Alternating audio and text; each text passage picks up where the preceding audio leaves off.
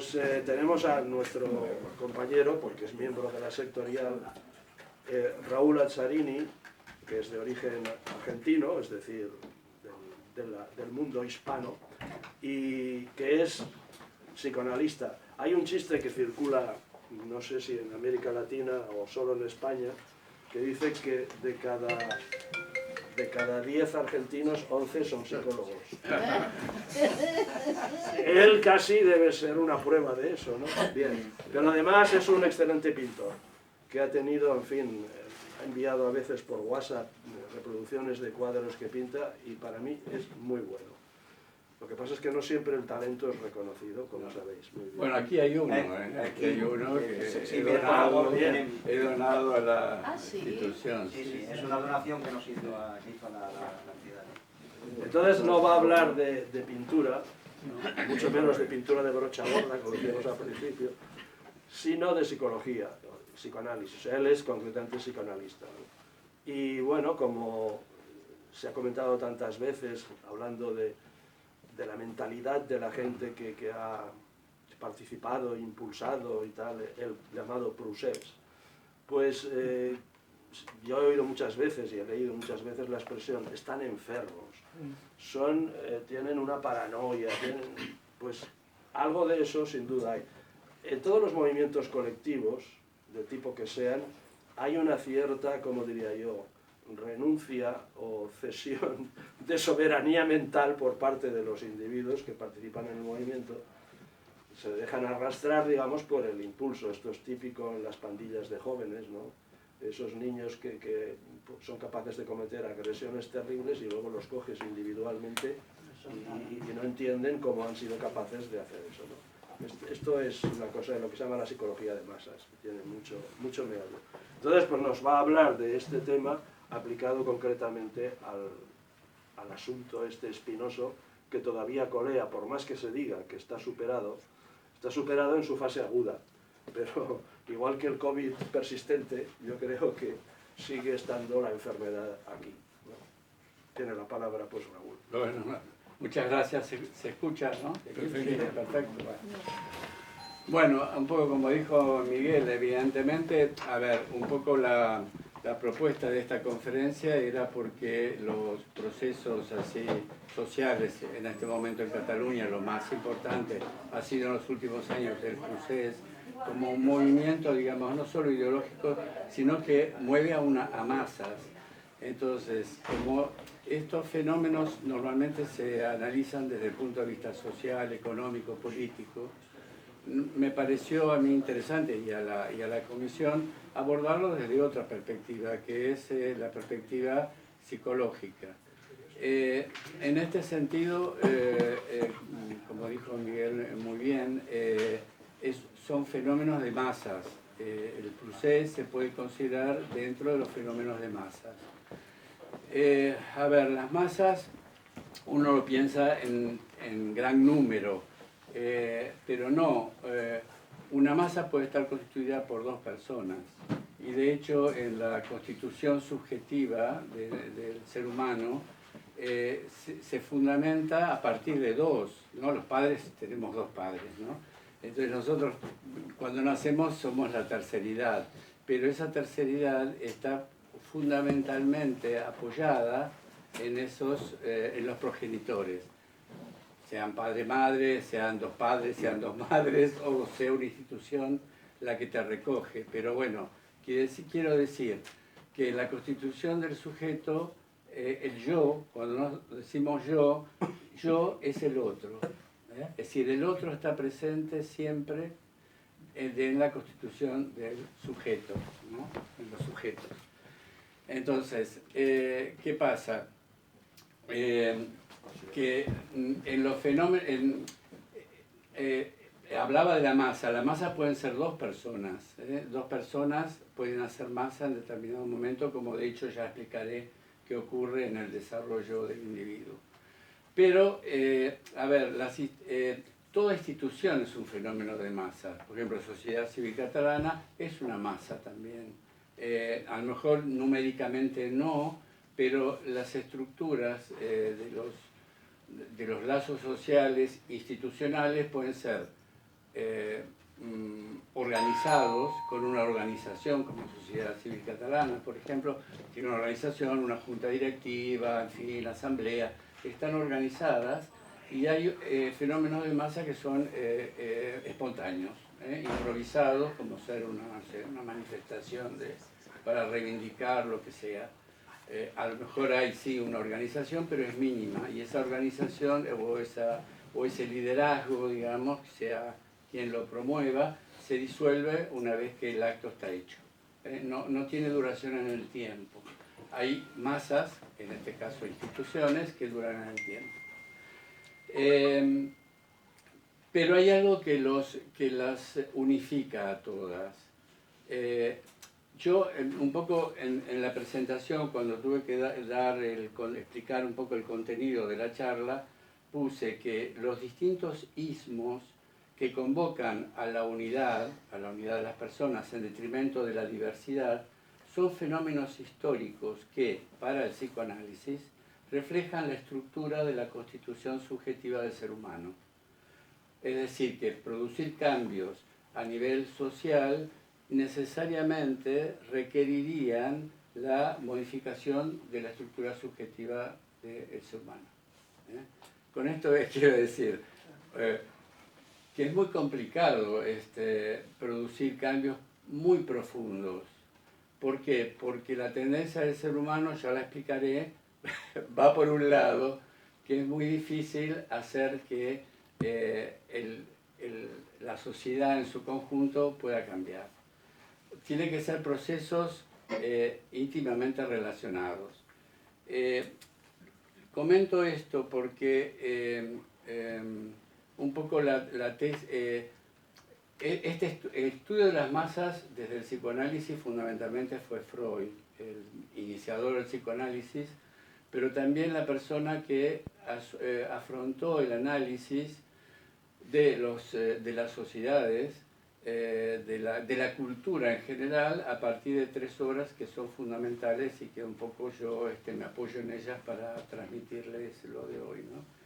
Y es fundamentalmente Malestar en la cultura, que es una obra de 1929, Tótem y Tabú, que es de 1913, y Psicología de las masas y análisis del yo, que fundamentalmente trabaja este tema, que es cómo se organizan las masas y los efectos y las consecuencias que tiene en el ser humano la masa. En Psicología de las masas, justamente lo que dice la tesis sería que la psicología social es idéntica a la psicología individual. ¿Qué quiere decir? Que los fenómenos sociales reproducen lo que sucede a nivel individual en el desarrollo del ser humano. Tienen la misma estructura. Ahí después ya la explicaré por qué, ¿no? En la obra Tótem y Tabú, yo les recomiendo, el que le interesa estos temas, que lean, porque es fascinante. Es decir, estas obras de Freud, uno las lee como si fuera una novela. Tiene una calidad, digamos, de escritura muy importante, es muy ameno y además muy interesante. Por lo tanto, se los recomiendo al que les interesa. En Tótem y Tabú habla del origen de la cultura. De la cultura en tanto se entiende como producto de la represión de impulsos sexuales. Digamos, pensemos en los animales y el hombre, ¿no? Los animales como seres orgánicos tienen una estructura biológica y social muy determinada. El ser humano se ha diferenciado de eso, se ha salido de la escala animal, ¿no? Entonces, en Tótem y Tabú justamente explica el momento crucial por el cual el hombre dejó de ser animal, de un animal, aunque sea gregario, animal, para convertirse, para crear la cultura, y eso se debe al totemismo, ¿no? El totemismo fue el que permitió hacer el salto de la horda primitiva, lo que se llama la horda primitiva, Freud llamaba la horda primitiva, es decir, los primeros sujetos que pasaron de ser animal a ser hombre, ¿no?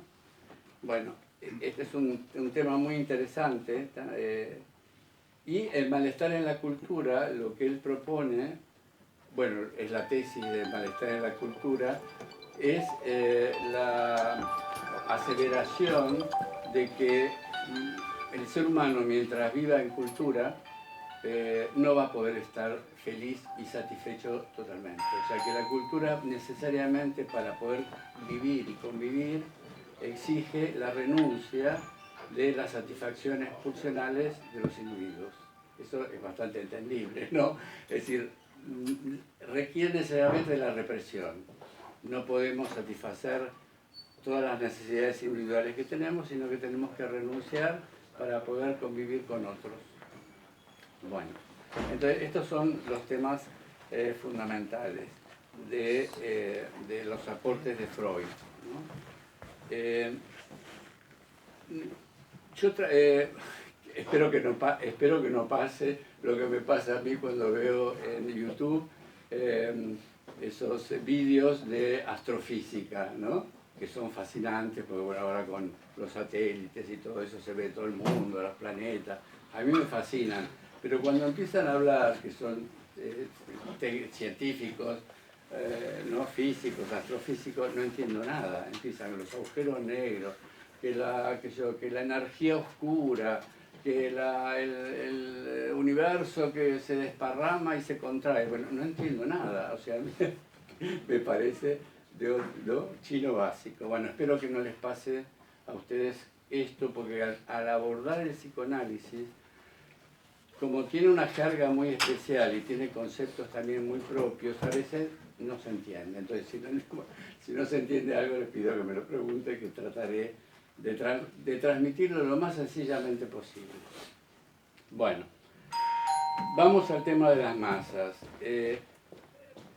Freud, cuando analizó las masas, es algo bastante evidente, las características de la masa. La masa es un grupo, muchas personas, pocas o muchos, da igual, pero más de dos seguro, que por el producto o por la consecuencia, digamos, de la unión, de la reunión, cambian la estructura subjetiva.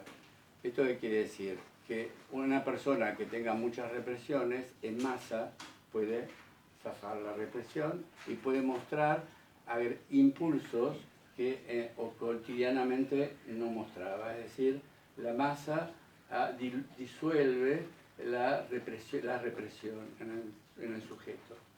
Por eso es que se muestran actitudes a veces violentas, ¿no? Como lo hemos visto en el Procés, que las manifestaciones quemaban contenedores, cosa que en su casa, como dijo Candel, lo mencionó, en su casa a lo mejor jamás se les ocurriría hacer algo así, pero en masa lo hacen.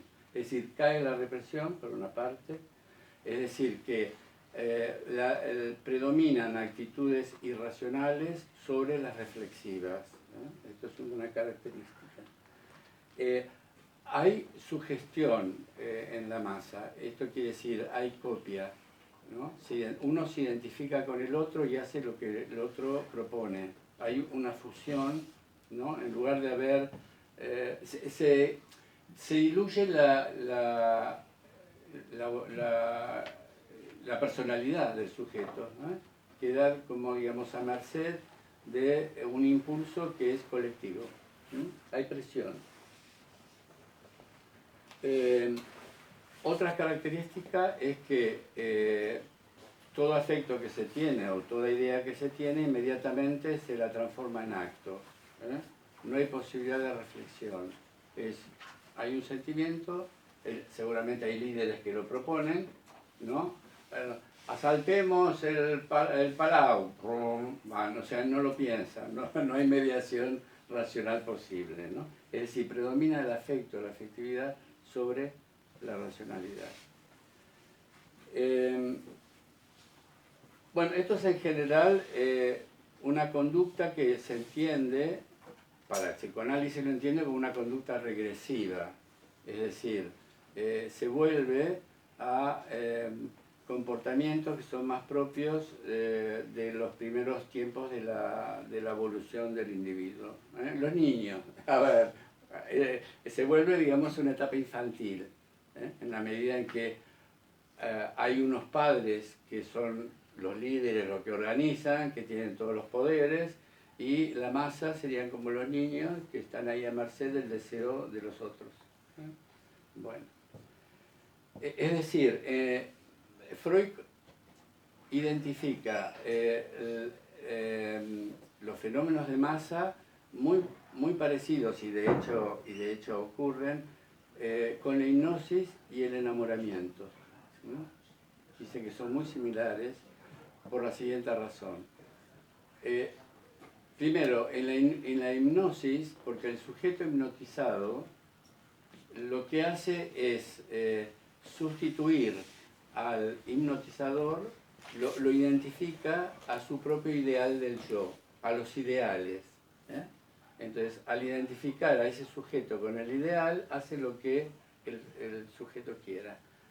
Aclaro que la hipnosis no se da en cualquiera, sino que hay ciertas personas que son más proclives a quedar hipnotizadas porque tienen una capacidad, unas características, son más sugestionables. Pero la masa lo es porque en la medida en que bajan las represiones y, digamos, la personalidad también se disuelve en la masa, quedan más expuestos a la hipnosis. Es una hipnosis colectiva, o una sugestión colectiva, si queremos llamarlo así, ¿no? Bueno, entonces, a partir de estas características, por eso Freud dice que la psicología colectiva es idéntica a la psicología individual. Quiero comentar algo de los ismos, porque bueno, un poco es lo que hemos puesto en la conferencia, ¿no? Los ismos es un sufijo que permite la construcción de sustantivos que están aplicados a distintos campos, ¿no? Puede haber ismos en la religión, catolicismo, yihadismo, bueno, todos los ismos que querramos. En el terreno del arte también hay ismos, ¿no? Clasicismo, expresionismo, el dadaísmo, ismos. Y a nivel personal también hay ismos, es decir, egoísmo, altruismo. ¿Qué significa el ismo? El ismo es un sufijo que lo que hace es unir, ¿no? Agrupar. Por ejemplo, en el arte el expresionismo es un movimiento. El ismo tiene que ver, la connotación de ismo es de movimiento, de clase, de reunión. Esa es la palabra. Por eso todos los ismos tienen que ver con la masa, con fenómenos de masa, porque indican unión en relación a un concepto o una idea, ¿no? El catolicismo está reunido en función de una idea de Dios y de una relación con Dios, ¿no? El impresionismo como corriente artística tiene como fundamento teórico, ¿no? El reproducir la realidad de determinada manera pictórica. Es decir, que todo ismo es un movimiento de masa, pero está al servicio de una idea, de algo simbólico, de algo simbólico, una idea, libertad, patria, aquí sería catalanismo, bueno, en fin, algo que tiene que ver con una idea. Es decir, es algo simbólico que funciona como un trazo de identidad al sujeto. Dicho de alguna manera muy sencilla, los fenómenos de masa, ¿qué producen? Refuerzan la identidad del sujeto, le dan consistencia a la identidad, pero más que a la identidad es al ser. Al ser. El ser humano, ya explicaré después a través de diapositivas, tiene dificultades para definirse como ser. y lo tiene justamente porque se ha diferenciado de los animales. ¿Y cuál es la diferencia bueno, mejor dicho, cuál es el elemento que nos diferencia a los humanos de los animales? El lenguaje. Hablamos. Y simplemente porque tengamos esa capacidad de lenguaje, que es una capacidad simbólica, nos desvinculamos del instinto. O sea, el animal tiene la ventaja, por así decirlo, que no tiene que estar pensando en quién es, cómo es, por qué él es, qué hace, qué no hace. Está manejado por los instintos. Tiene hambre, sabe la presa que tiene que ir, va a la presa, se la come y tan feliz. Y si ve algún peligro, sale corriendo y se acabó. No tiene dudas. El ser humano, desde que nacemos, bueno, cuando tenemos cierta posibilidad de manejarnos con el idioma, nos empezamos a hacer preguntas, ¿no? Soy, no soy, quién, a dónde, cómo, qué lugar ocupo. Entonces, todo esa cuestión en relación al ser queda en el ser humano no concretizada, es decir, es algo que se le escapa de las manos, el ser. No puede definirlo a través de su lenguaje. Entonces, ¿qué ocurre? Acude para poder sostener o lograr cierta consistencia en su ser en la identificación con el otro.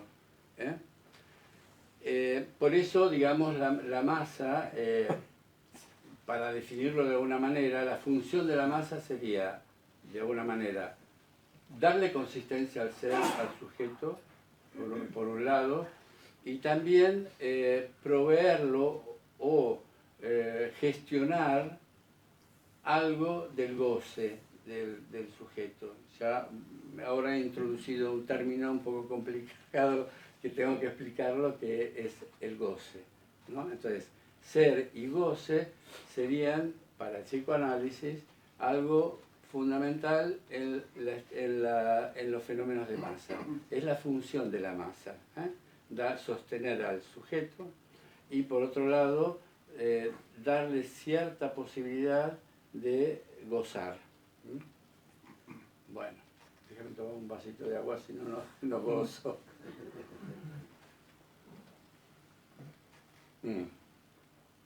Bueno, como dije, que la psicología de masas tiene que ver con la psicología individual, para Freud las identifica, voy a explicar un poquito qué pasa con el desarrollo del ser humano. Entonces, acudo a la primera diapositiva, donde el proceso, digamos, inicial del desarrollo del ser humano es un proceso que está alienado al otro, a la madre fundamentalmente, porque se ha desarrollado en el interior de su seno. Entonces, hay un proceso de separación de esa situación. Entonces, estos dos circulitos que yo puse en uno sujeto y en el otro, podía ser identificado con el otro, la madre, y el sujeto, un niño. Originalmente están juntos los dos. No hay diferencia entre uno y otro. El bebé, si uno supone que está sintiendo algo, el niño, el feto que se está ahí desarrollando, en principio no hay noción ni de adentro ni de afuera. Es un único circuito donde además tiene todo satisfecho. Pues la madre le da la sangre, o sea, todas las funciones están satisfechas, está feliz ahí en el útero. Entonces, al comienzo, estos dos círculos están juntos. El proceso de desarrollo del ser humano es ese proceso de separarse y conseguir una unidad propia, ¿no?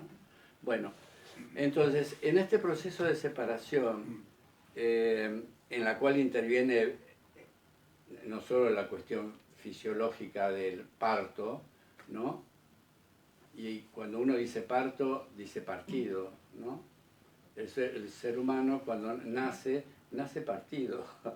Nace partido en este sentido, que por un lado es un cuerpo biológico, como los animales, como otros organismos vivientes, pero al introducirse en un mundo simbólico que es el lenguaje, el sujeto queda partido, o sea, pierde la unidad, esa unidad instintiva que el animal tiene, la pierde.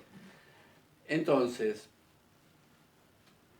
el lenguaje es el que, además de la separación biológica, es el que permite la separación.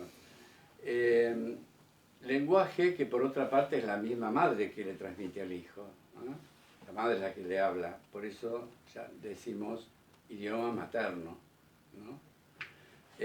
Pero en este proceso de separación hay algo que queda perdido justamente por el lenguaje, ¿eh? Por la intervención del lenguaje, el ser humano pierde una relación directa con el mundo instintivo. Entonces, eso que pierde, que está marcado por el circulito central, que se llama, puse la cosa, Freud le pone ese nombre, la cosa, porque es algo que está previo al lenguaje. Es algo que no hay palabras para decirlo, porque eso se perdió, lo perdió. El ser humano desde que interviene el lenguaje lo pierde, por lo tanto no se puede decir. Por eso le pusieron el nombre la cosa. Esa cosa, también lo que se pierde con el lenguaje es el goce, ese goce inicial que el niño tenía con la madre. Con la fusión de la madre queda perdido, no hay registro de eso. No hay registro, pero hay una tendencia del ser humano de recuperarlo, ¿eh? Por eso Freud habla de dos pulsiones fundamentales que tiene el ser humano, que son la pulsión de vida, eros, y la pulsión de muerte, tánatos. Él imagina la pulsión de muerte como esa tendencia del ser humano de volver al origen, es decir, de volver sería al feto, y volver a recuperar ese goce original, que era un goce absoluto, digamos, ¿no? Entonces, al quedar perdido eso, en el inconsciente queda ese esfuerzo, esa tendencia a recuperarlo, ¿no? Entonces, se produce la separación, y por un lado está el sujeto, que es, al comienzo se llama así, sujeto, y después pasa a ser individuo, ¿eh? En este momento, digamos, previo al lenguaje y a la noción de un otro, se llama sujeto porque es un conjunto, digamos, de células orgánico, un ser orgánico, y también una capacidad de lenguaje simbólica, pero no tiene el soporte imaginario de un otro. Por eso en este momento es un sujeto. Entonces, la separación es entre el sujeto y un otro, que sería, podemos pensar que al comienzo es la madre, ¿no? La madre que, por un lado, satisface las necesidades biológicas y también transmite el lenguaje. Bueno, este proceso de alienación y separación, fundamentalmente, lo que interesa para el tema de las masas es este goce perdido, ¿no? Este goce perdido, el sujeto lo recupera en parte, porque la única posibilidad de recuperarlo sería disolviéndose el sujeto, es a través de la apoyatura imaginaria que tiene en el otro, por una parte, ¿no? Ese no sé quién soy, porque he perdido algo, lo puede encontrar en el otro, a través de lo que se llama la imagen en el espejo. Paso a la otra diapositiva. A la derecha, al comienzo es el sujeto que en tanto no puede dar cuenta de su ser, porque en ese momento el sujeto lo que es una serie de zonas sensitivas, ¿no? Que están siendo estimuladas a través de la comida, a través de la limpieza de la madre, son zonas sensitivas, zonas parciales, que no están estructuradas, o sea que el sujeto no tiene noción de él. Son, ¿no? La visión, por un lado, hay una inmadurez neurológica que hace que no pueda coordinar, no tiene esa noción de unidad. Entonces, acude en la medida en que tiene inconsistencia de su ser, de su ser independiente, acude a lo imaginario. Lo imaginario es el espejo, ¿no? Cuando la madre, ¿no? Es muy común que la madre lleve al niño y lo muestre en el espejo y le diga, ¡ay, mira, Raulito! ¡Mira, Ana, qué bonita! Entonces el niño se pone feliz, jubiloso, se ríe cuando ve su propia imagen. ¿Por qué? Porque es la primera vez que logra verse completo, ¿no? Hay una unidad que él no tiene, pero la visión sí que es de todas las funciones, es la más desarrollada. Entonces cuando el niño se ve y ve a un otro completo, se ve a sí mismo. Y fundamentalmente porque la madre le señala, dice, ese eres tú. Entonces ahí se produce la imagen adelantada, por así decirlo, de la unidad del ser humano. Ahí se identifica. Entonces, es lo que se llama, o que el psicoanálisis llama, el yo ideal. El yo ideal, curiosamente, no lo ve uno mismo, uno no se lo puede ver a sí mismo, lo ve en el otro. El otro es el espejo que nos remite la imagen completa de nosotros mismos. Entonces, ¿esto qué genera? Genera, por un lado, satisfacción, ¿no? Placer, porque nos muestra que estamos completos, que no estamos desintegrados, pero al mismo tiempo genera cierto reparo. ¿Por qué? Porque esa unidad satisfactoria no está en uno, sino que está en el otro. Digamos, la idea sería, muy bien, perfecto, el ser humano es completo, por lo tanto yo estoy completo, pero la satisfacción puede que no la tenga yo. Si no la tengo yo, la tiene el otro.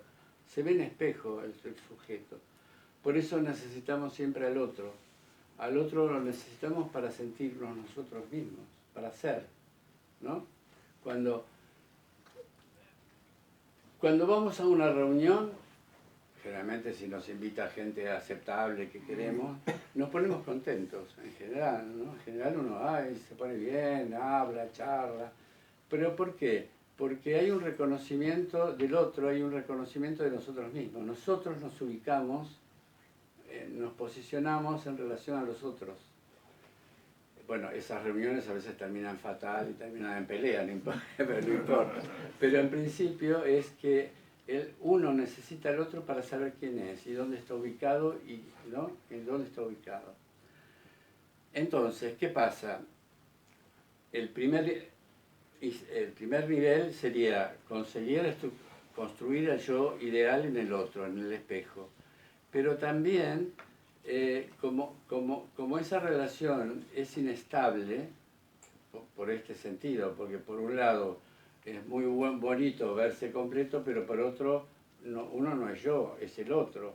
Entonces en algún momento se establece una tensión entre o yo o el otro. Por lo tanto se necesita un elemento simbólico, virtual, que dé estabilidad a esa completud. Y en general eso lo da un ideal, el ideal del yo. El ideal del yo, el psicoanálisis lo define como las expectativas que tienen, por ejemplo, los padres en relación a su hijo o la sociedad en relación al sujeto. Digamos, ¿qué se espera de uno? ¿No? Los padres pueden esperar, mi hijo quiero que sea arquitecto, cómo me gustaría que sea político. Todo eso forman ideales donde el sujeto se orienta, ¿no? El otro ¿qué quiere de mí? Esto. Esos serían los ideales del yo.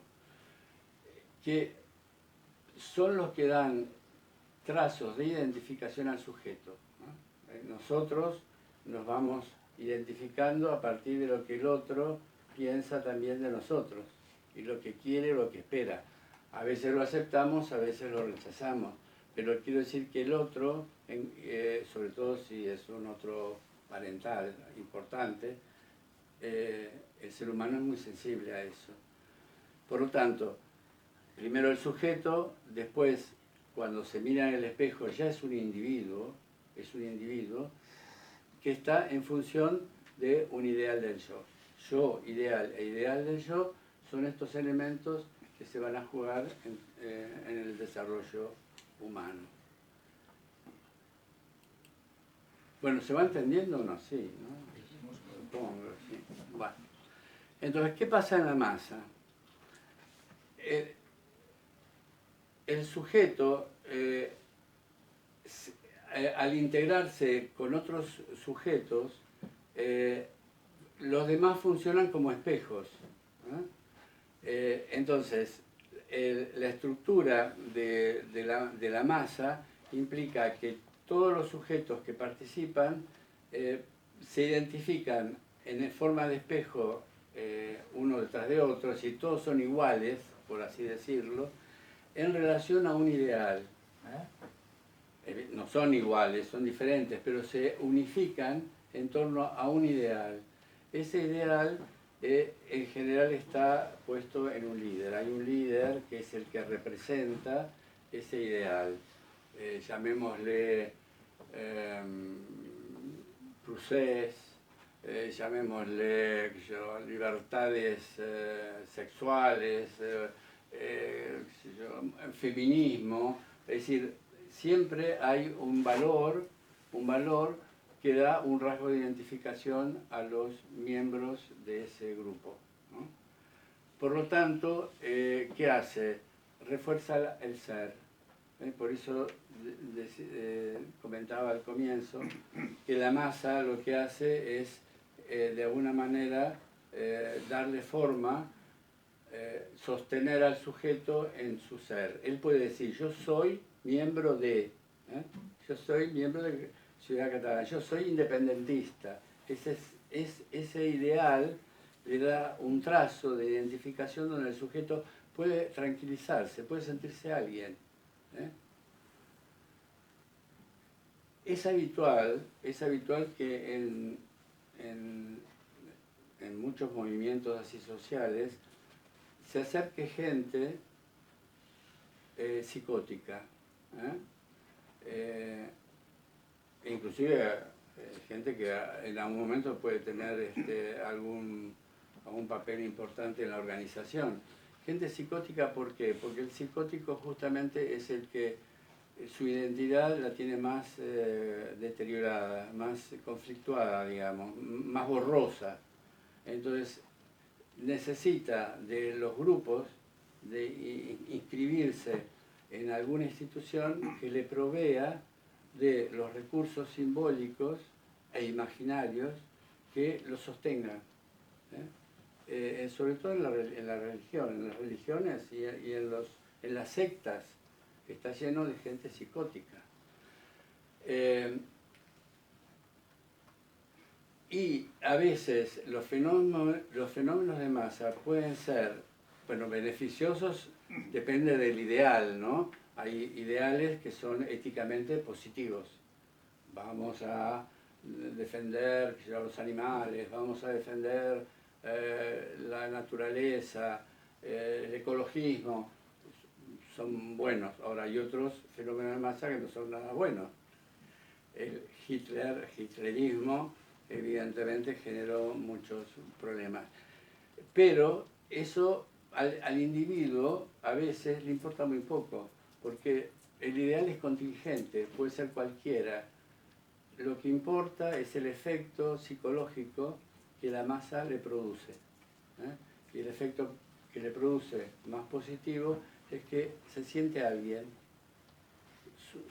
puede sentirse alguien y además puede gozar de algo que ha perdido, eso que había comentado al comienzo. ¿Y cómo goza?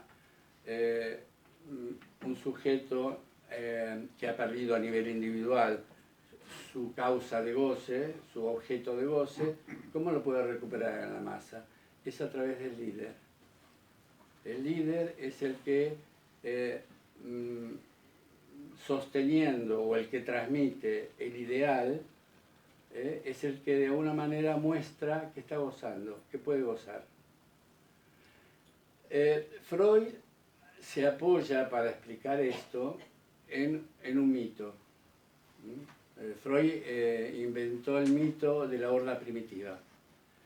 Y la horda primitiva, pues, lo traigo a colación porque justamente es el que de alguna manera explica lo que ocurre en las masas. Pero,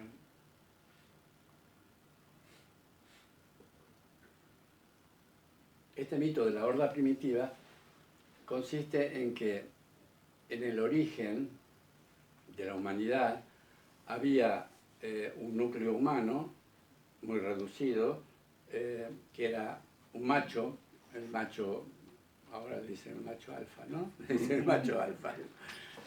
Un macho que era, poseía todas las hembras del clan y que a los hijos varones los marginaba, los excluía, les prohibía el acceso a las mujeres. Era el dominante de la manada, digamos. Entonces los hijos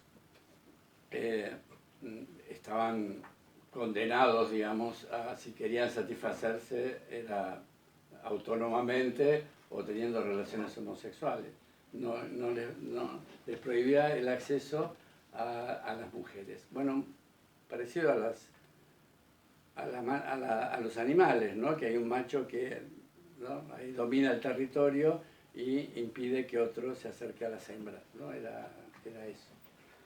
Pero la diferencia es que los hijos en algún momento se complotaron para matar al padre y poder ocupar ese lugar y acceder a las hembras. Entonces, en el mito efectivamente lo matan y se lo comen al padre. Como animales eran caníbales. Entonces, al comérselo hay una identificación con este macho alfa, y entonces hay un júbilo entre los hermanos porque pueden acceder a las mujeres. Pero después, una vez muerto el padre y haber identificado los rasgos principales a través de la comida, sienten pena y sienten nostalgia por este padre. ¿Por qué? Porque daba identidad a este padre. Entonces lo que hacen es inventar un tótem. Inventan un tótem, ¿no?, que es el animal, un animal representativo, puede ser un buey, un ciervo, lo que quieran, el tótem, que ese tótem lo que hace es que prohíbe comer animales que representan el tótem, por una parte. Y por otro, impide la relación sexual con las mujeres del grupo. ¿Esto qué hace? Impide el incesto. Esta ley que se pone en los propios hermanos impide el incesto e impide, digamos, el asesinato. Freud lo da como el origen de la cultura esto, porque es un hecho, es una ley simbólica puesto en un tótem, pero que está indicando una prohibición. Esta prohibición es la que permite que los hermanos convivan, porque si no se mataban entre ellos. Todos querían ocupar ese lugar privilegiado que era del que gozaba, el único hombre que gozaba, el padre. Entonces, a partir de esta prohibición, hecha por el sistema totémico, ¿qué hace? Se funda la convivencia, se funda la familia exogámica, tienen que buscar mujeres de otro clan, de otro grupo, para tener relaciones, y también permiten la filiación, porque yo soy del hijo, bueno, yo soy del clan de, qué sé yo, no sé, el ciervo, yo soy el clan del ciervo o del jabalí. Entonces ya da una línea de parentesco. Pueden diferenciarse por parentescos y pueden establecer vínculos exogámicos. Pero esto apunta a que en el origen había alguien que podía gozar, el padre, este padre poderoso. Pero como tal es un mito, porque en realidad el goce es imposible en el ser humano. Y cuando digo goce, quiero diferenciarlo del placer, que a veces se confunde, ¿no? A veces se confunde algo, gozo, placer. Hay una diferencia fundamental, por lo menos para el psicoanálisis. El placer es algo que se siente en los sentidos, ¿no? En los sentidos. El placer de la vista, el placer de la comida, el placer de tocar, el placer de evacuar. Son placeres que tienen que ver con zonas erógenas, y son momentáneos, es decir, en algún momento lo sentimos, actuamos y se descarga, y ya hasta después de un tiempo no volvemos a tener la necesidad. El goce es de otro orden. El goce es difícil de definir, pero podemos pensarlo más con respecto al goce de los místicos, esos ¿cómo es? Santa Teresa de Jesús, ¿no? Cuando hablaba yo el goce, no gozaba, eran como epifanías, ¿no? No se podía poner el goce no se puede poner en palabras. Si se pudiera definir, es como una mezcla de satisfacción y de insatisfacción, así de placer y de dolor. Es una combinación, ¿no? Y tiene que ver con lo lleno y lo vacío, ¿eh? O el goce es algo que uno quiere tenerlo todo completo, llenarlo, o se puede vivir como el vacío total. Llenarlo es en el caso, por ejemplo, es muy claro en los drogadictos, ¿no?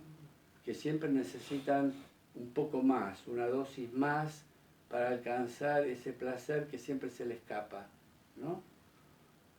Es el exceso, digamos, ¿no? Una vez satisfechos de lo que sea, una bebida, tomamos un vasito de vino, una vez satisfechos queremos la copa de whisky, o sea, el plus.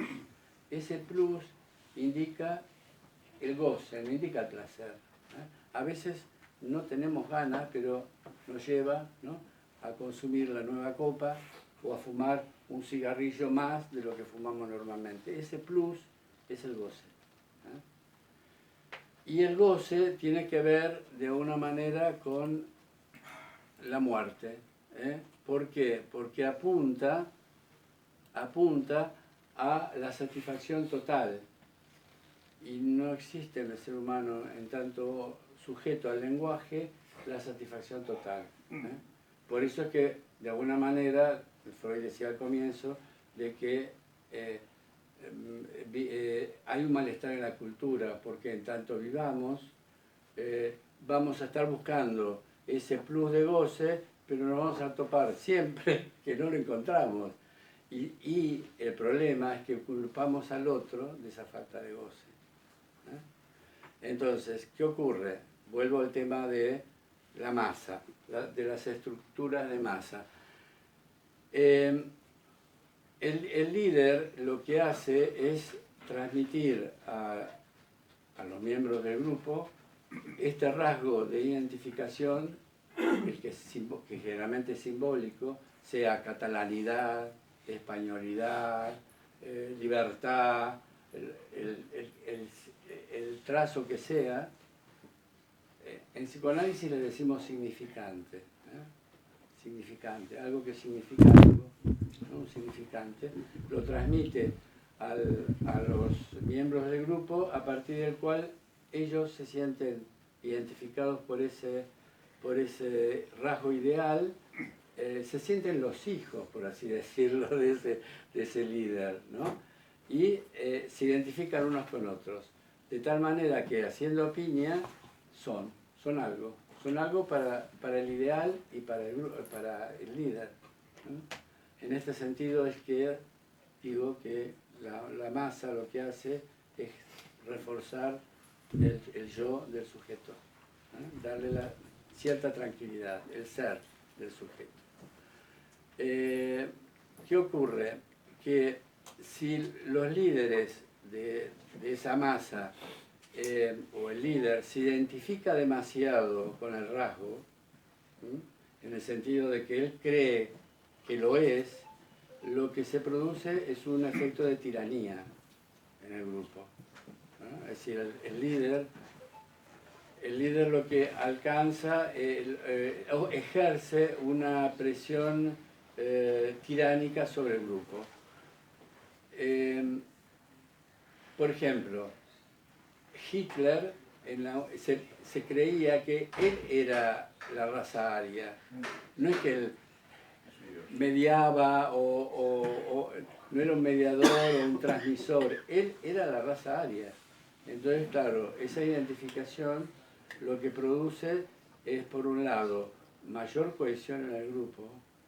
¿Por qué? Porque hay alguien que está gozando. Ahí sí que es la muestra del goce total y absoluto. Yo no tengo dudas quién soy, yo soy. Y ese ser, claro, produce fascinación. Produce fascinación independientemente de las consecuencias. Independientemente de las consecuencias. Entonces, ese rasgo ideal es simbólico, ese ideal es contingente, puede ser cualquiera, puede ser positivo, puede ser negativo, pero mueve a masas. Y el problema está en que, en tanto el individuo necesite de la masa para sentirse él realizado de alguna manera como ser, queda sujeto a la alienación con el líder. Está alienado, o sea, por una parte se siente reconocido como individuo, pero en el momento que se siente reconocido queda atrapado en la alienación del grupo a través del ideal. Entonces es como alguien que puede ser llevado como se quiera, ¿no? Queda como fascinado, hipnotizado por ese ideal. Y aún en el caso de que algunos sujetos pongan en cuestión ese ideal y lo rechacen, el problema que puede pasar es que se vayan y formen otro grupo. Pero ese otro grupo, aunque tenga un ideal diferente, ¿no? Diga, independentista, catalanista, no, españolista, aunque genere otro grupo, por ejemplo, de españolistas van a reproducir la misma estructura. Por lo tanto, no hay garantías para el sujeto, no hay garantías. La única garantía sería, para solucionar no solo el tema de las masas, sino para vivir mejor nosotros, cada uno, sería que renunciemos al goce. Es decir, que se acepte que el goce para el ser humano total, absoluto, es imposible, no se va a conseguir nunca. Entonces, aceptar la falta de goce sería una posibilidad, porque eso pondría en cuestión o evitaría que quedemos hipnotizados a través de este fenómeno de masa, por un lado. Y por otro, es decir, el vacío que deja es el goce, esa diapositiva del comienzo, a ver si ahora la encuentro.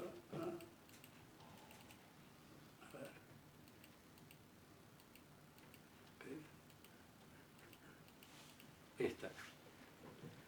Ese goce que está representado por la cosa, al quedar vacío es causa de deseo. ¿Deseo qué significa? Nosotros deseamos deseamos lo que no tenemos. Deseamos a partir de que somos conscientes de que hay algo que falta. Entonces, el deseo es como una fuerza, es un impulso que mueve al sujeto a seguir viviendo y a hacer cosas y a producir, pero sabiéndose que no es eso, que no es eso, que siempre va a faltar algo, ¿no? Que siempre vamos a querer algo más. Pero hay noción de la falta. En cambio, cuando alguien goza, es el absoluto. Santa Teresa, ahí habría que leerla, Santa Teresa, porque describe muy bien este fenómeno de goce, ¿no? Que, bueno, nosotros como no somos místicos, no lo perdemos, pero hay una tendencia. Y es cierto de que uno, a ver, cuando está en soledad y piensa, uno dice, ay, ¿cómo me gustaría? Ay, no tengo esto. Ay, no, siempre hay algo, percibimos que algo, nunca estamos completos y felices.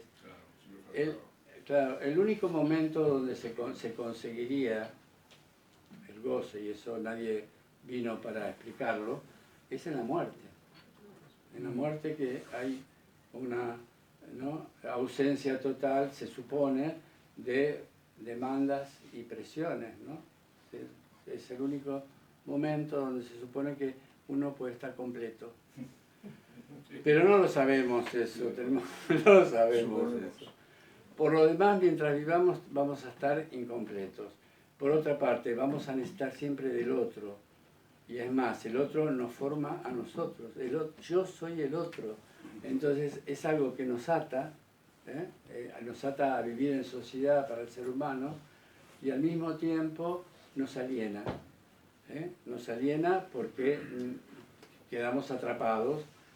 Y la lucha, a ver, para concluir, yo diría, por ejemplo, algo que me parece que puede ser interesante, es el hecho de que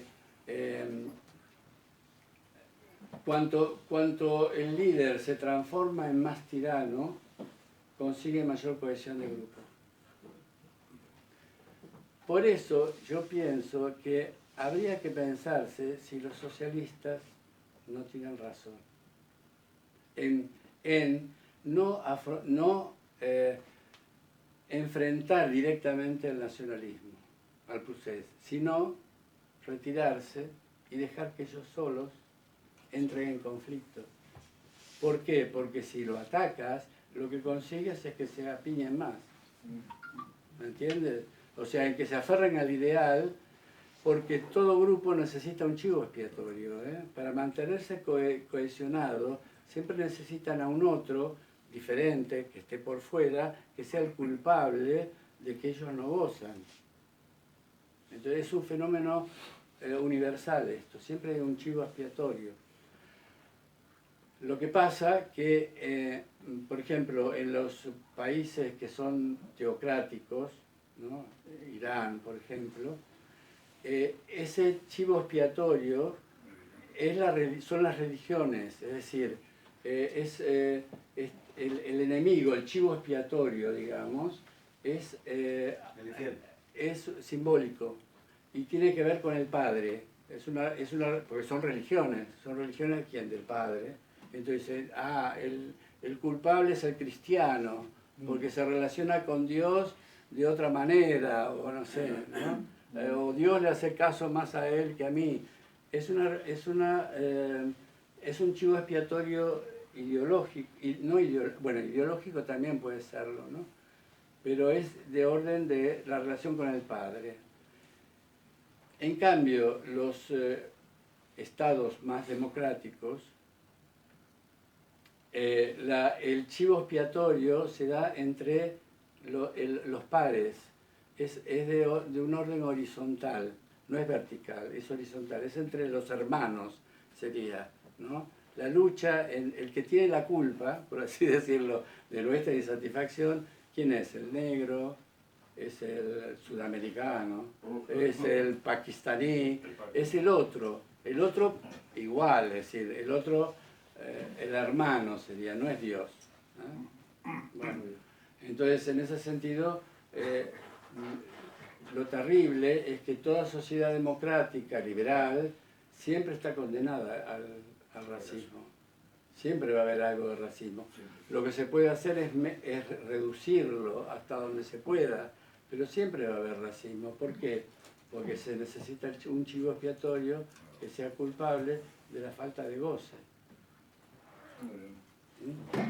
Y en las religiones, bueno, la culpa sí, no sé. Bueno, estaba pensando, hay estados donde se sienten elegidos por Dios, Israel, el estado, ¿no?, que lo eligió Dios, entonces ¿quién puede luchar contra ellos? Bueno, ¿qué les parece si hacemos un debate? ¿No?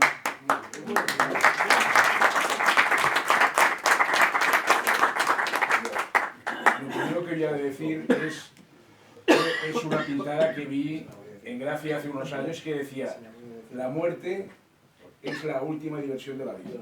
Eso para empezar. De la diversión de la vida. La última diversión de la vida. Y luego, en relación al procés y esto que decimos, bueno, hay gente que lo dice, que están todos tocados y tal, el procés, ¿a qué le está atacando a estos señores? ¿El super yo o qué es lo que les está atacando? No, su identidad.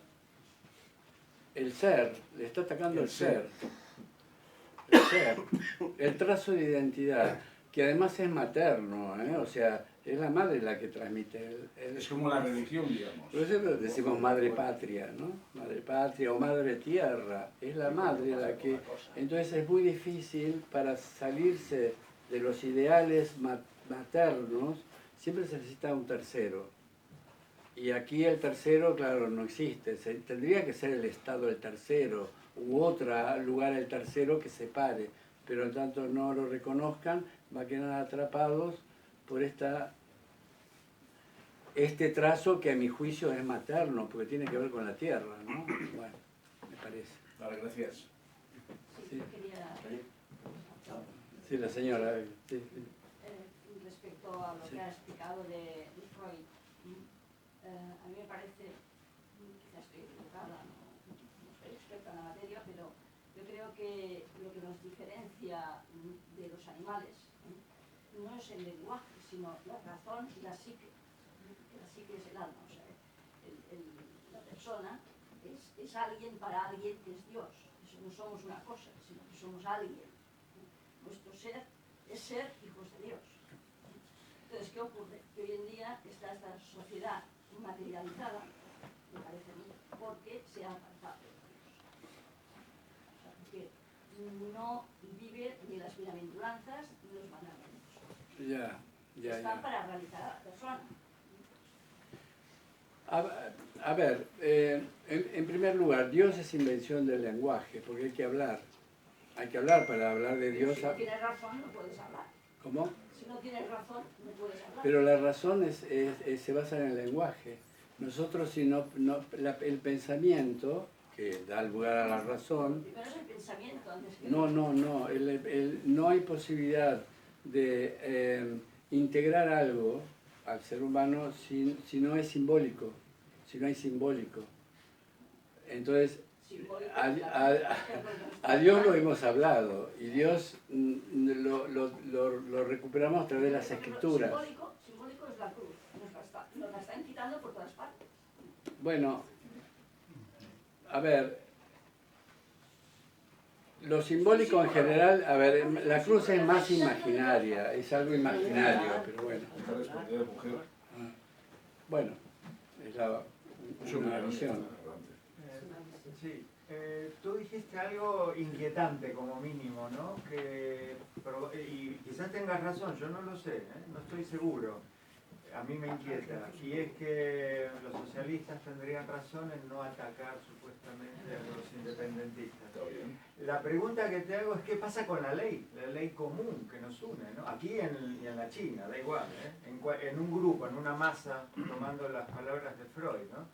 Es decir, se le debería dejar a un grupo porque es revoltoso en cualquier circunstancia. Yo mañana juego al fútbol, le deberíamos dejar a todos que lleguen tarde, que la toquen con la mano, porque son revoltosos y se van a ofender si les decimos, ay, chicos, no se tocan a la pelota con la mano. Es decir, y ahora salto a la política, hablo de psicología de masas, ¿no? Claro. Es decir, se le debe dejar a un grupo que haga lo que quiera con la ley por su, digamos, su rebeldía, para que estallen y se peleen entre ellos, alterando el orden general de una sociedad, sin ir más lejos en Cataluña, ya no, y también en el resto de España. Entonces, no es una perversión esto de dejar que la ley común, el tótem, ¿no? La representación que genera cultura, como ya lo has dicho muy bien, y Freud lo ha dicho muy bien, es común a todos, si no, no es ley. Es ley para algunos y para otros no es ley. Otros pueden evitarse la ley, ¿no? Estoy tratando de unir psicología de las masas con la política, donde hay un salto que yo creo, y aquí es mi opinión, yo soy psicólogo, Freud no llegó a verlo. Creo que se ha limitado, ¿no? El pensamiento freudiano tiene sus límites porque se murió y no siguió pensando, obviamente, ¿no? Llegó hasta donde llegó. Es decir, bueno, a ver, el problema es que ¿me explico la pregunta? Sí, te explica perfectamente. Es que hay un tema. Depende, porque eso depende de la política. En determinado momento la política puede decir, no, conviene actuar y reprimir. ¿Por qué? Porque sabemos que ganamos haciéndolo. Y hay momentos en que uno dice, aunque debería reprimirlo, mejor no lo hago porque las consecuencias van a ser peores. Eso es un análisis político. Uno puede decir, lo hago, no lo hago, es independiente. El psicoanálisis freudiano, por lo menos, lo que aborda es la estructura. Una estructura que se va a dar siempre. Lo demás son decisiones políticas. ¿Me entiendes? Entonces, lo que puede ser que Lacan trabaje más el tema de la política, pero claro, es un tema bastante complejo porque Lacan lo da como lo real, es decir, como lo imposible la política. Algo de lo imposible. Y para Freud había ciertos campos que eran imposibles. La educación, la sanidad y la política. Como lo imposible. A ver, y en la práctica es cierto, haya gobiernos que haya, del color que haya, y tendencias, siempre vamos a estar insatisfechos. Nunca va a poder dar satisfacción a todas las necesidades. Eso es una evidencia total. Por lo tanto, a ver, hay cuestiones que son decisiones políticas, pero la estructura es la que es, no hay más. Pero las leyes se tienen que basar en la ley natural. La ley natural no es destruir, sino compaginar, o sea, unir. Pero perdona, la ley natural para el psicoanálisis hay dos, que son el principio de vida y el principio de muerte. O sea que el ser humano como intención profunda tiene la pulsión de destrucción, autodestruirse y destruir al otro. Siguiendo lo que dice este señor de la ley, me parece que la ley no está en que haya un punto separado, sino en la unión. La unión es lo que hace la fuerza. Bueno, a ver, sí, pero para Freud la ley es de un asesinato, es producto de un asesinato. Y hablando del catolicismo, Dios, según los católicos, Dios tuvo un hijo, ¿para qué? Para asesinarlo, para sacrificarlo. Bueno, no él, para sacrificarlo. Pero les quiero decir que siempre hay un sacrificio para que algo se transforme en simbólico. Alfonso y después Ricardo. Bueno, yo he leído un libro de Freud que me sorprendió. Habla de la relación del sujeto con el otro, la seducción y que la comprensión del otro a través de lo que él tiene que decir. Bueno, y este libro se titulaba, pues, Psicología del chiste. Ah, bueno, sí. Y no lo he entendido muy bien este libro. El chiste, o sea, utiliza, o cree que el chiste es fundamental en el lenguaje de relación con el otro. Bueno, a ver, el chiste en general lo que permite es la satisfacción de pulsiones. Es decir, es una expresión de lo inconsciente el chiste. El chiste es algo que produce satisfacción. Por eso dice que de alguna manera es recuperar algo del goce de forma inocente, de forma positiva. ¿Por qué? Porque se recupera placer sin hacer daño a nadie.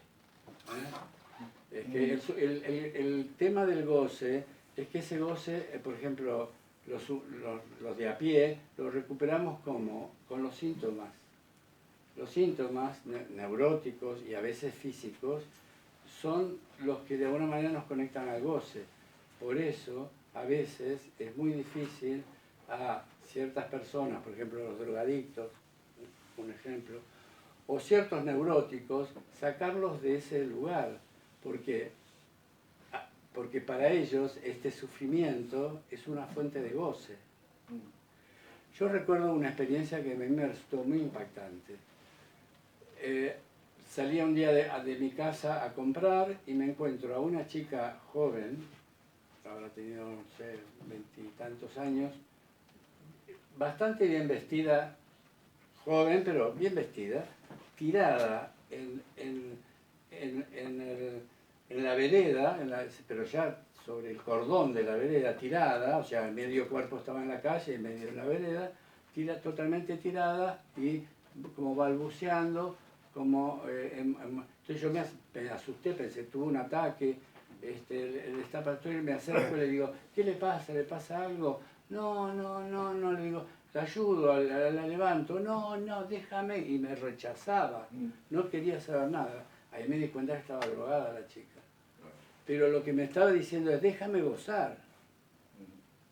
Ay, y en un momento muy riesgo, porque venían coches, la podían pisar, ella gozaba en eso. Y no había forma de que no aceptaba mi ayuda. ¿Esto qué quiere decir? Que a veces, depende cómo, esa instalación en el goce es muy fuerte en el ser humano.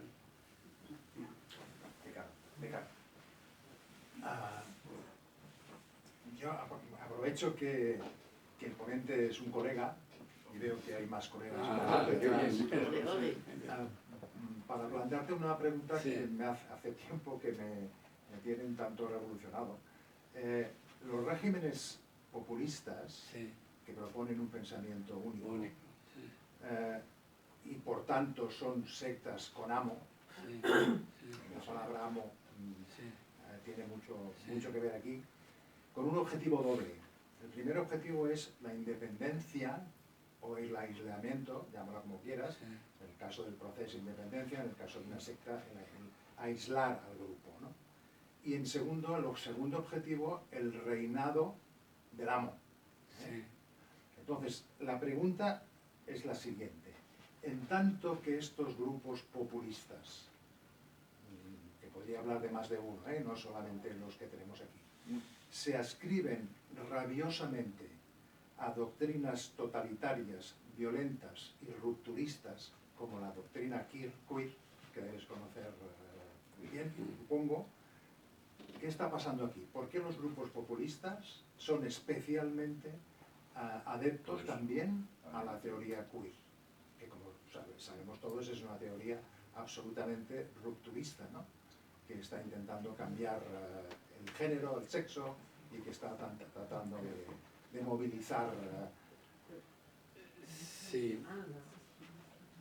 Pero bueno, ni más ni menos que el régimen iraní, que cree que las mujeres no pueden exhibirse, que tienen que esconderse, es lo mismo. Yo te decía esto porque estos regímenes populistas, sin ningún tipo de conocimiento técnico específico, han arrancado absolutamente. Bueno, en Barcelona tenemos un servicio de trans que es absolutamente brutal.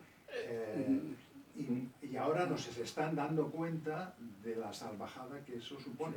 Pero no se están dando cuenta. Se están dando cuenta jueces, nos estamos dando cuenta psicólogos y otros profesionales, ¿no? Y ahí hay un totum revolutum, más allá del proceso, ¿no? Casi diría. Sí, lo que pasa es que yo creo, a ver, en la cultura ha habido evoluciones, y Freud, en este libro justamente, el malestar en la cultura, lo que él señala es que las culturas, depende de la época, del tiempo, son formas de gestionar los goces. Entonces, hay momentos, pienso en ese momento, la cultura romana permitía cosas, ¿no? La poligamia, la homosexualidad, eran como cosas aceptadas, depende de qué regulación tenían, pero eran cosas aceptadas. Medioevo, no, para nada, o sea, prohibido a la hoguera, ¿no? Y ahora estamos en un periodo donde estamos más permisivos, en general. Tenemos una sociedad de consumo que lo que nos está diciendo es: ¿quieres gozar? Yo te doy el objeto de goce. Compra, haz esto, ahora ve al otro. O sea, que nos provee de cantidad de cosas que te venden, que eso te va a dar la satisfacción. Entonces, es un momento cultural muy especial el que estamos viviendo, atravesando. Y donde a veces se está borrando la realidad de la fantasía. Yo acabo de recibir un WhatsApp donde un hombre hablaba con un discurso y al final decía: este no soy yo, este es una construcción de un programa y todo lo que estoy diciendo es de este chat, no sé qué, era inteligencia artificial. Entonces él mismo decía: se los digo porque esto es lo que va a ocurrir en el futuro, no vamos a poder discriminar lo que es verdad de lo que es falso. Entonces te quiero decir que estamos en un momento muy especial, donde inclusive la barrera, ¿no?, o la división de sexos se está borrando. Sí, pero fíjate que incluso la presentación de 2 o 3 libros que se oponen a la teoría queer, bueno, un poco más y queman las librerías. Ah, bueno, eso es el fenómeno del fanatismo. Hay un fanatismo ahí detrás de decir: tú cállate la boca. Claro, Y yo tengo la verdad, eso. Bueno, es un fanatismo, pero no es el menos fanatismo que el que puede haber en un partido de fútbol, te quiero decir. La estructura es la misma. Y los trazos de identificación, que sería en este caso queer, ser queer, es un trazo de identificación, es contingente. Por eso digo que el psicoanálisis lo que aporta es el análisis de la estructura. La forma es otra historia. Pertenece a la cultura, pertenece a la política, pertenece... El psicoanálisis lo que hace es de lo que va en relación al ser humano es esto. Y eso se va a reproducir siempre, aunque sea en la Iglesia Católica, que tiene buenos sentimientos. Se reproduce también esto. Hay un amo, hay hermanos absolutamente alienados unos con otros, hay de todo, ¿no? Bueno. Mira, claro. Sí. No sé si me sabe explicar, como algunos colegas. A mí, de todo el proceso que sufrimos en Cataluña, el proceso de la separación, Un segundo. que a mí lo que me cuesta entender es todo el proceso de sufrimiento que estamos... Todo el proceso de sufrimiento que estamos, valga la redundancia, sufriendo, ¿cómo se puede entender que se aliene tanto los pensamientos? Porque personas que han estado muy cerca de mí y hemos sido amigos y estamos ahora separados. Pero el problema no es que estemos separados, es que me odian. Y este proceso de odio, cuando no he hecho nada, digamos así personalizando, ¿cómo se puede llegar a pasar de una amistad al odio en base a una teoría de procés? Porque queremos más idioma, queremos más catalán. Y yo digo, ¿pero para qué? O sea, si lo tenemos todo, ¿qué quieres más? No, pero es que somos nosotros que debemos decidirlo. Y al no estar de acuerdo, se crea una situación primero de rechazo y después de odio. Pero el odio de que de algunos de los hijos de estos compañeros incendiaron la plaza de Urquinaona. O sea, a mí me cuesta entender cuál es el proceso mental que hay detrás de este cambio de personas que son intelectuales en algunos casos. Los más activos de odio no son los intelectuales, pero sí personas que se agarran a esto para después decirte o darte un golpe o querer que quedes en ridículo. Este odio no lo sé entender. No sé si tú, Raúl, nos puedes ayudar. Sí.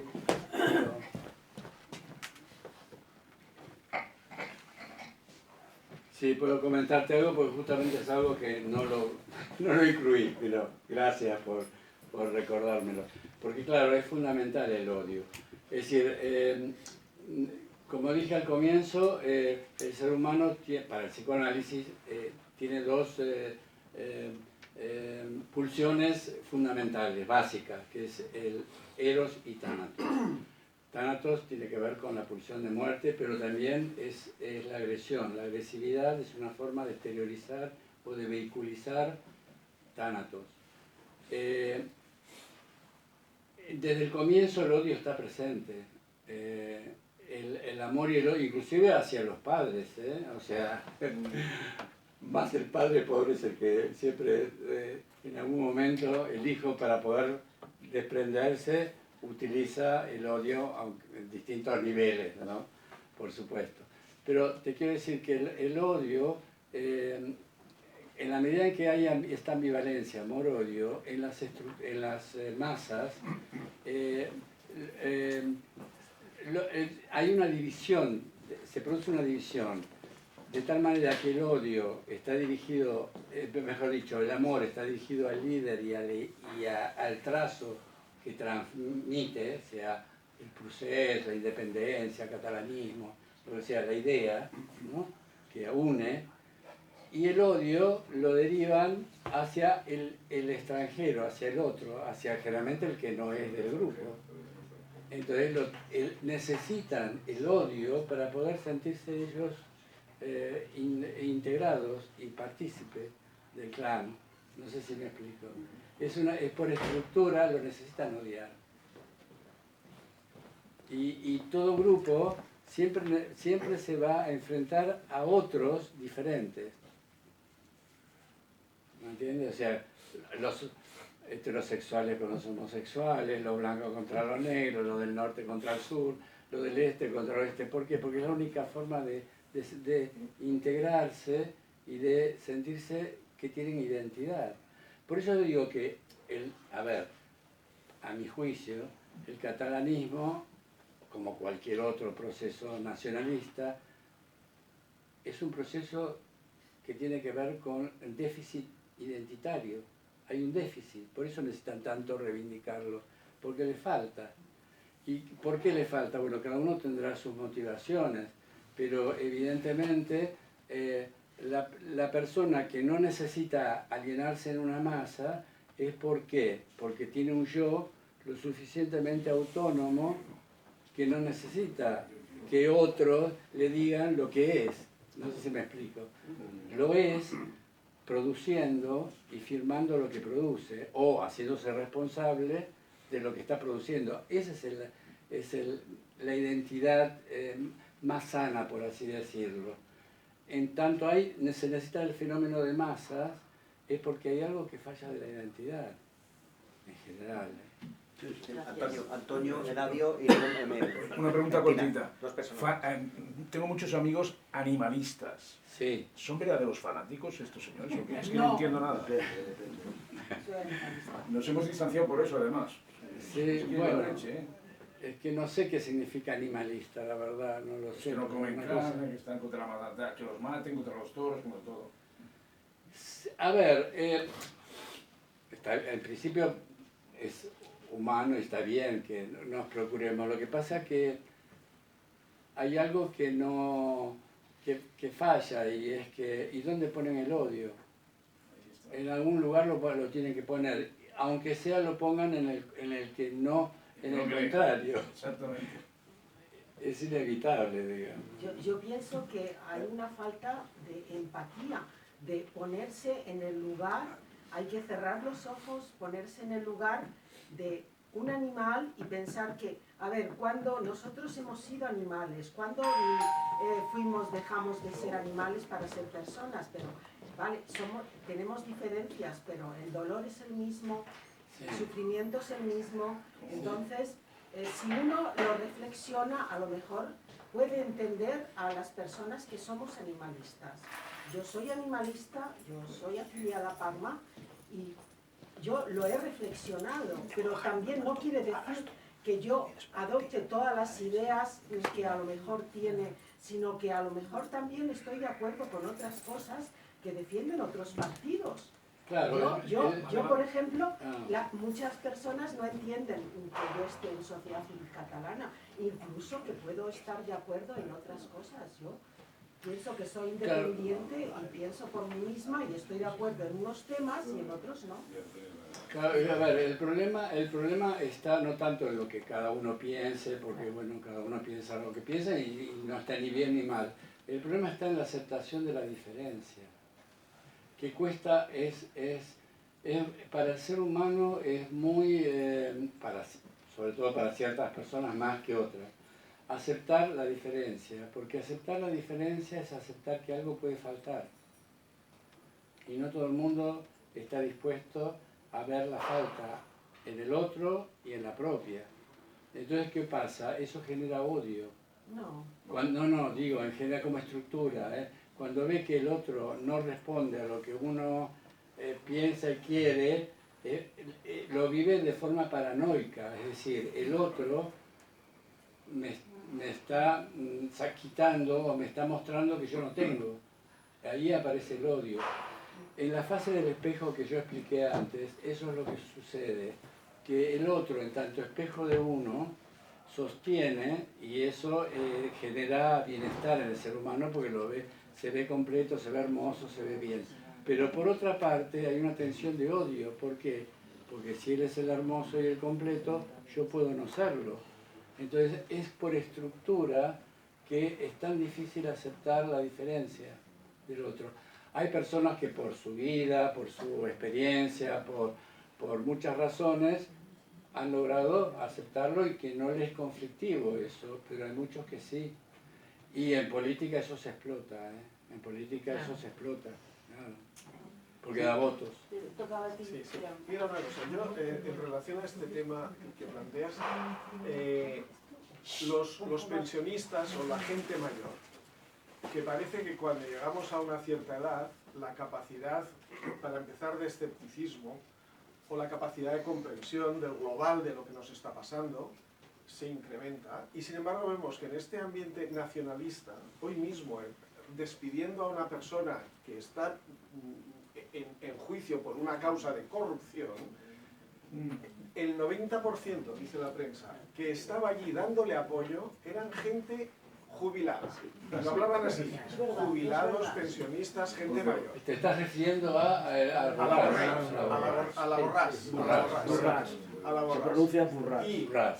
Y en este aspecto, pregunto, ¿el psicoanálisis puede aportar algo en relación a decir por qué razón la gente mayor que está viviendo de una pensión, que saben que esa pensión depende de una estructura de Estado, que como se deshiciera el Estado se quedaban sin pensión? ¿Cómo es posible que en vez de tener... y estén allí?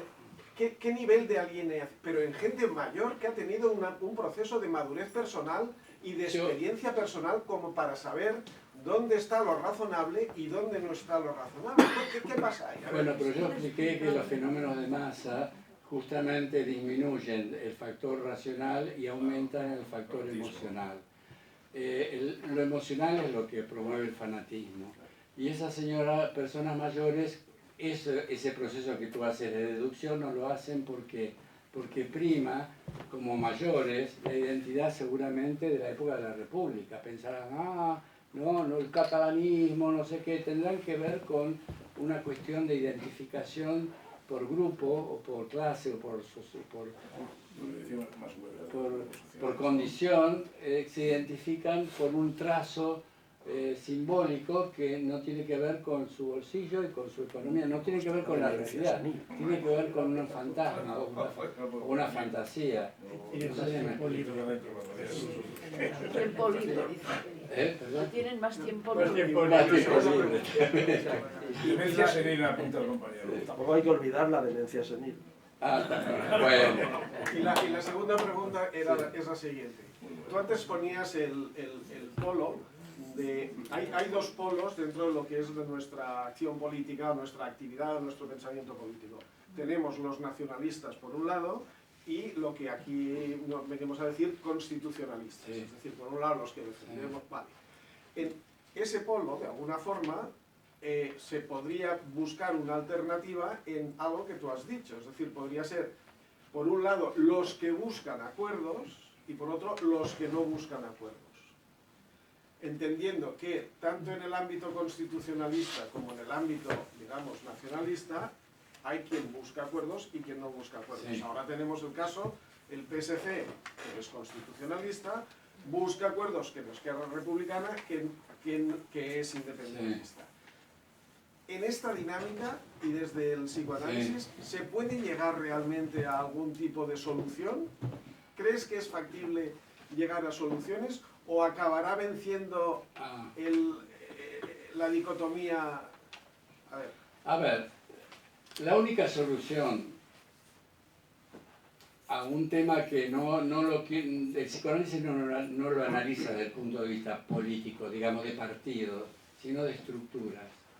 Entonces, la única posibilidad a nivel estructural de dos masas que chocan, que son opuestas, ¿no? Y que una se siente a la otra culpable de sus desdichas, la única forma para salir de esta situación imposible es que los dos aceptaran el no todo. El no todo. El no todo. En lugar de yo tengo la verdad, como todo partido que sale a elecciones y dice, yo si me votan resolveré todo el problema, yo tengo la verdad de todo, debería decir, cosa que no lo van a decir, mire, yo no estoy seguro, intentaré hacerlo, pero no sé si lo voy a poder lograr. Eso políticamente nadie te lo dice. Entonces, la solución sería eso de que la posición sea el no todo. No todo es posible. No todo izquierda es posible, no todo izquierda es posible, no todo derecha es posible, no todo centro. Claro, no sé si centro, el centro tampoco es posible. Tiene que ser que acepten la falta. Es lo que el psicoanálisis propone, aceptar la falta. Pero ojo, que desde el punto de vista clínico, una persona tiene que hacer muchos años de análisis para lograr aceptar la falta, la subjetiva. No es fácil. Bettina. Sí. Dijiste algo muy interesante sobre ese concepto del goce, esa crónica insatisfacción del ser humano. Sí. Y lo que yo como extranjera, soy alemana, Sí. afincada aquí desde hace más de 20 Sí. años, lo que yo vi en los independentistas es que casi todos tenían sus necesidades materiales cubiertas. Y me intriga mucho el título de ese libro de Albert Solé, ese periodista de Girona, Estábamos cansados de vivir bien. O Javier Cercas también escribió en su momento también algo muy interesante sobre gente mayor que vive una crisis de mediana edad con un amorío loco con el independentismo. Y yo creo que es muy interesante ver cómo muchas veces gente, funcionarios, gente de clase media, media alta, estaban enamorados de un concepto por ese goce, por ese abismo. Y yo creo que lo único que puede reconducir la situación es poner verdaderamente el enfoque en las necesidades sociales que hay aquí en Cataluña, o en la transición energética, por ejemplo. Cataluña está en el furgón de cola de la transición energética, por ejemplo, y por eso creo que está bien ahora también alejar la presión hacia el eje nacionalista y poner el enfoque hacia el eje de justicia social, de ecología, Sí. de cohesión social. Pero para eso hay que aceptar de que todos somos iguales. A ver, estamos igualados por la falta. Y los nacionalistas, como cualquier otro fanatismo, creen que ellos tienen toda la verdad. Entonces, al desconocer al demás como un igual, como un hermano, no piensan en lo que deberían estar pensando, en el bien de todos. No sé si me explico. Fíjate que pasa lo mismo en algunos países, tú vienes del mismo que el mío, y las castas militares o grupos religiosos o sectas se creen que deben tener leyes propias, jueces propios, independientemente de la ley común. Vuelvo al punto inicial. Si no hay una aceptación de ley común, se rompe la cohesión social. Esto está también en Freud, por supuesto, ¿no? Es decir, el tema de no obtener el placer ilimitado, cada uno por su cuenta, implica una renuncia, y se pone ahí en el medio una ley común, ¿no? Un conjunto de leyes comunes que son imperfectas, se modifican, los códigos, los gobiernos, siempre es mejorable, pero permite digamos, una vida moderadamente civilizada, que es la que venimos teniendo, más o menos en los últimos miles de años, ¿no? Sin ser perfecta en absoluto, con aberraciones y con un montón de líos y guerras. Si eso, por eso vuelvo también al punto primero, ¿no? Si eso no se exige al conjunto social, y cada uno esboza sus pequeñas razones minoritarias, de grupos, de intereses, pues, repito, pueden ser militares, ideológicos, religiosos, da igual aquí, ¿no? Es imposible la vida social, es absolutamente imposible.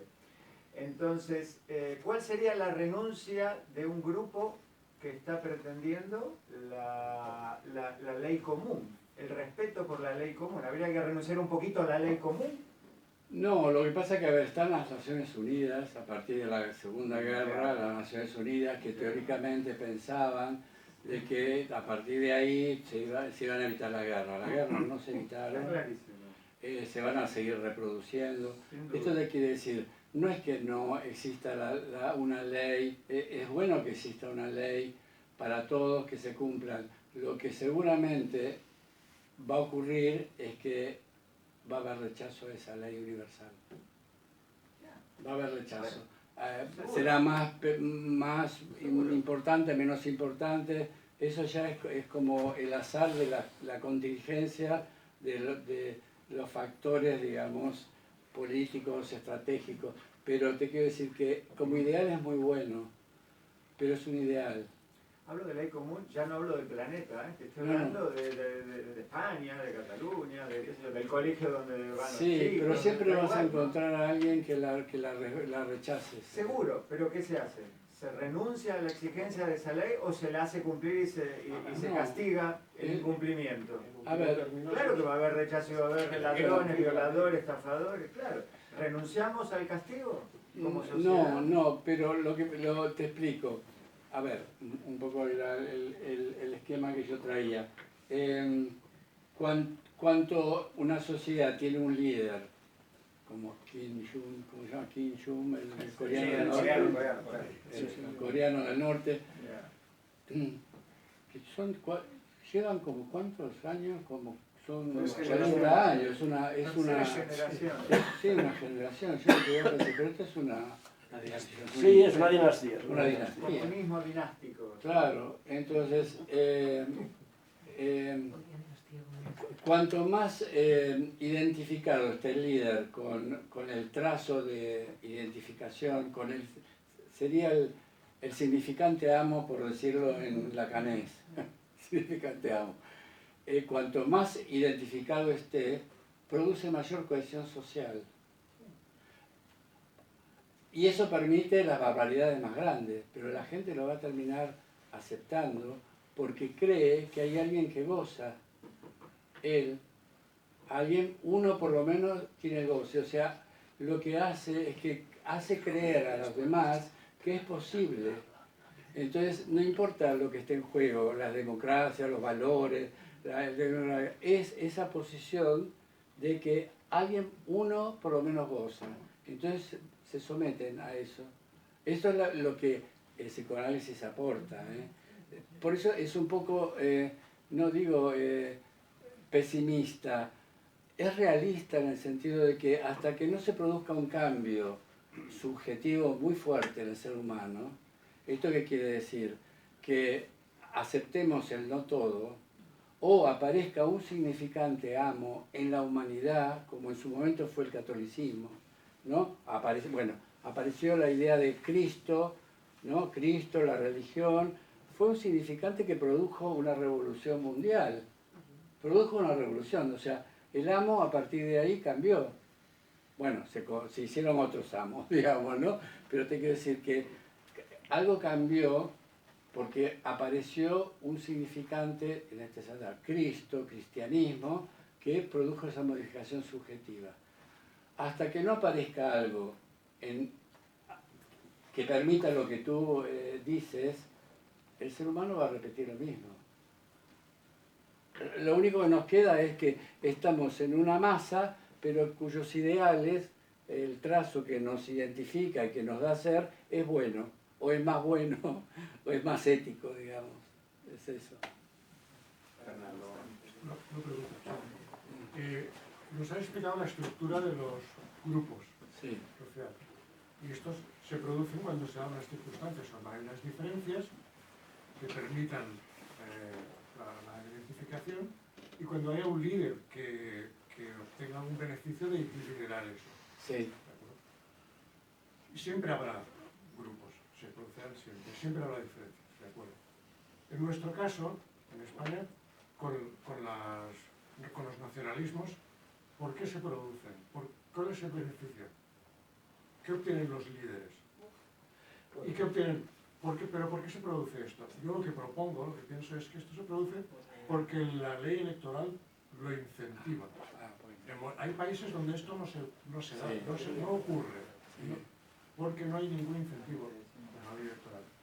Si los grandes partidos que pueden conseguir entre los dos tercios, podrían cambiar esto entre PP y PSOE, por ejemplo, podrían revertir esto y hacer desaparecer esto, los incentivos para que se ocurra. Simplemente quiero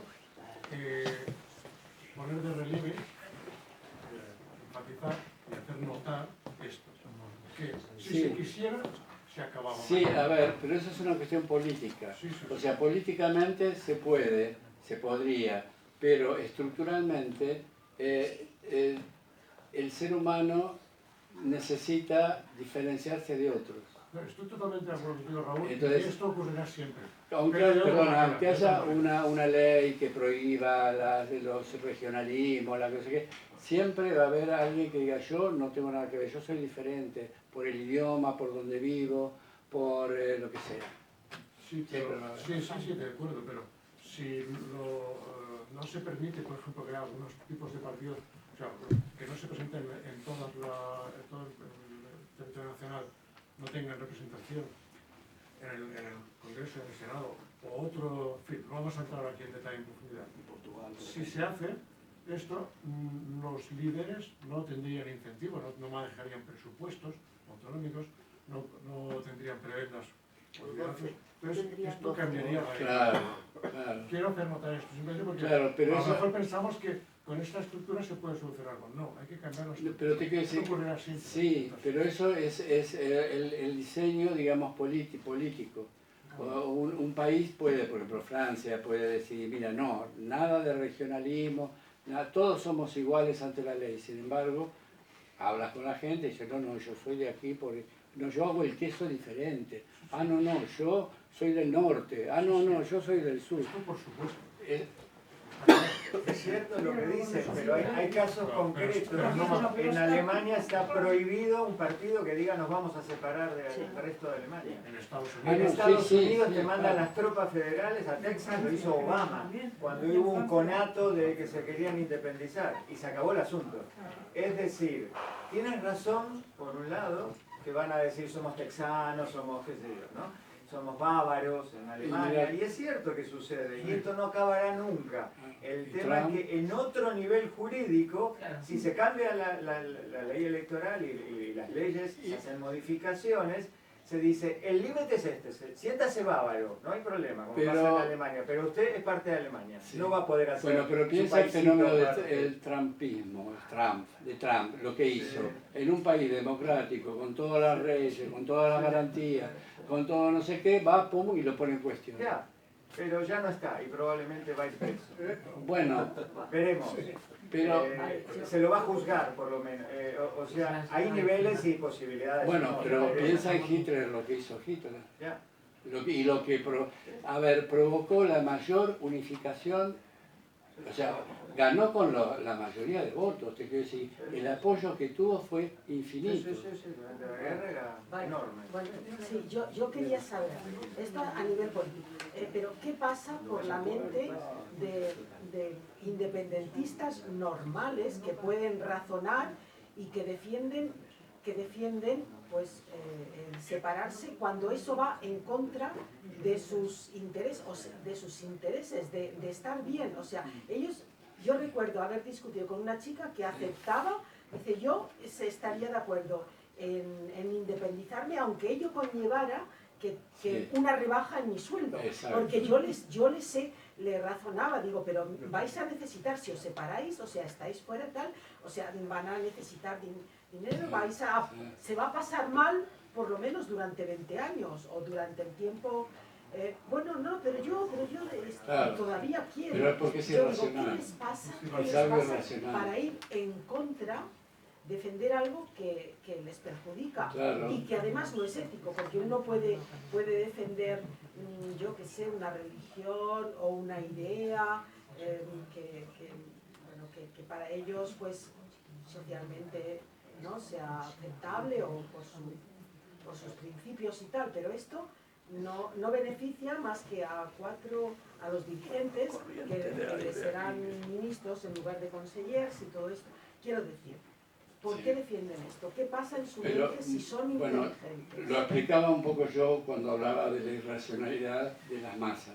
La masa funciona de manera irracional, no es algo racional. Entonces, lo que está en juego, en el caso que tú comentas, es la identidad. Por sobre todo los valores, lo que prima es sentirse alguien. El ser está en juego ahí. Soy catalana, no soy española, soy catalana, porque se juega el ser.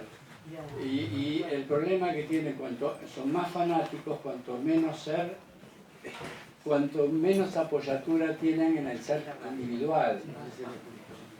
Son fanáticos hasta un punto, porque la gran apoyatura de gente independentista son clases medias, medias altas, empleados públicos de colegios, ministerios, etc. O sea, gente que puede vivir. Te puedo asegurar que el tema económico no deja estar en la importancia en una decisión política, porque si depende de ti, yo soy autónomo. A mí me perjudica toda esta inestabilidad de las empresas, igual que la guerra de Ucrania y lo que fuera. Es decir, está el factor irracional identitario, pero también hay cuestiones económicas de subsistencia. Ellos pueden vivir, muchos, que tienen sus casitas, sus masías, su trabajo asegurado, pase lo que pase, siguen cobrando. Sí, pero bueno, hay muchas... Yo, a ver, he visto todos, gente muy de clase baja, popular, que también... Hay un porcentaje, pero la gran mayoría no. La gran mayoría vive es en un el problema Estado. también político del dinero y de quién maneja el dinero y quién lo tiene. Bueno.